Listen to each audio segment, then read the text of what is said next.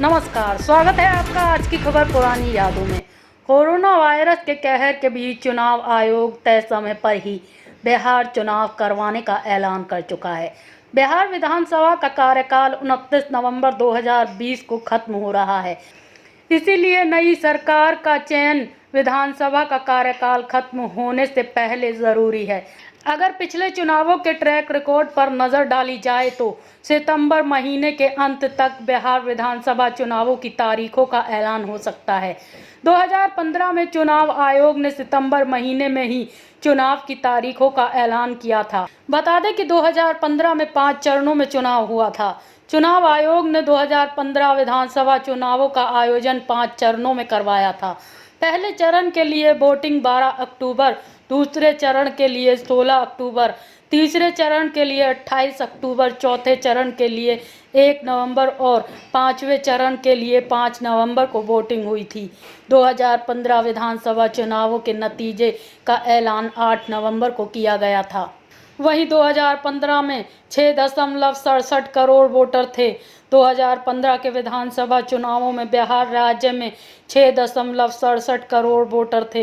हालांकि 56% लोगों ने ही चुनाव में अपने मताधिकार का इस्तेमाल किया था। लेकिन इस बार बिहार चुनाव में न सिर्फ वोटरों की संख्या में इजाफा हुआ है, बल्कि दूसरे राज्यों से बड़ी संख्या में लौटे प्रवासियों की वजह से वोटिंग परसेंटेज में भी इजाफा होने की संभावना जताई जा रही है। बिहार विधानसभा में कुल 243 सीटें हैं। 243 में से 38 सीटें अनुसूचित जाति के लिए और 2 सीटें अनुसूचित जनजाति के लिए रिजर्व हैं। 2015 के विधानसभा चुनावों में 243 विधानसभा सीटों पर 62,778 पोलिंग बूथ बनाए गए थे। वहीं इस बार पूरी तरह से बदल चुका है गठबंधन का समीकरण।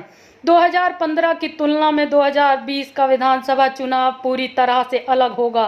2000 में नीतीश कुमार की जेडीयू, लालू प्रसाद यादव की आरजेडी और कांग्रेस के महागठबंधन बनाकर बीजेपी, आरएलएसपी और एलजेपी के गठबंधन पर जीत हासिल की थी। लेकिन 2 साल बाद ही नीतीश कुमार महागठबंधन से अलग हो गए और उन्होंने बीजेपी के साथ मिलकर नई सरकार बना ली। अब महागठबंधन में आरजेडी, कांग्रेस के अलावा आरएलपी और वीआईपी पार्टी शामिल है, जबकि बीजेपी ने नीतीश की अगुवाई में चुनाव लड़ने का ऐलान किया है।